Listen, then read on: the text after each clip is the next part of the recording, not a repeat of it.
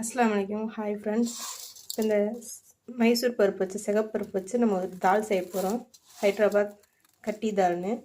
நான் சிகப்பருப்பு வந்து இது 1 கிளாஸ் எடுத்திருக்கேன். அதே கிளாஸில் நான் வந்து 3/4 கிளாஸ் வந்து துவரம்பருப்பு.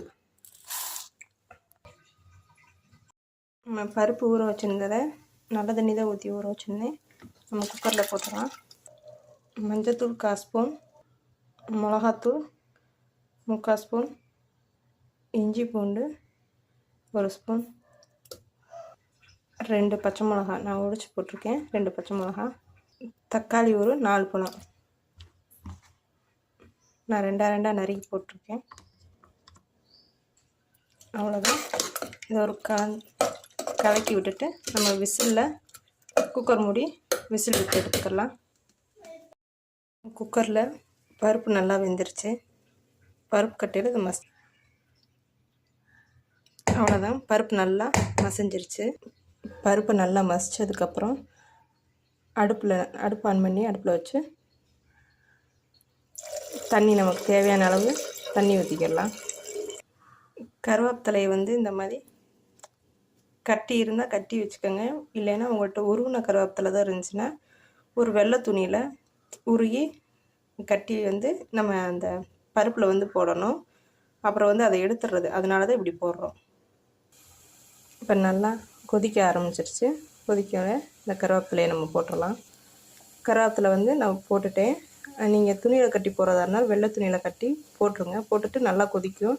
இந்த கருவேப்பிலையோட இந்த வாசமெல்லாம் இறங்கினதுக்கப்புறமா நல்லா கொதிச்சிட்ருக்கு. இப்போ வந்து உப்பு போட்டுக்கலாம். தேவையான அளவு உப்பு. நல்லா கொதிச்சிருச்சு. கொதிக்கவே இப்போ நம்ம வந்து அந்த கருவேப்பிலையை வந்து எடுத்துடலாம். இந்த கருவேப்பிலை நமக்கு தேவையில்லை. இதை எடுத்து வெளியே போட்டுடலாம். புளி கரைச்சி வச்சுருக்கேன். இந்த புளி தண்ணி இப்போ இதில் சேர்த்துடலாம்.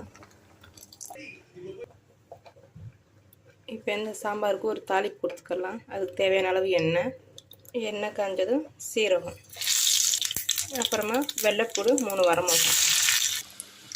வரமிளகா, சீரகம் நல்லா கருகுன மாதிரி இருக்கணும். நல்லா வாசம் வரும்.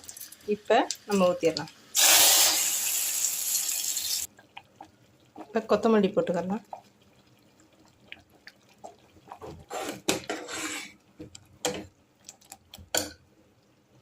அவ்வளோதான். நம்மளோட தால் ரெடி.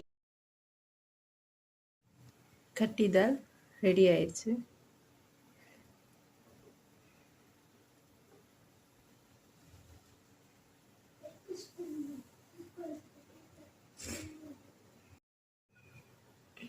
ஈஸியான ஒரு ரெசிபி செஞ்சு பாருங்கள். பிடிச்சிருந்தா லைக் பண்ணுங்கள், ஷேர் பண்ணுங்கள்.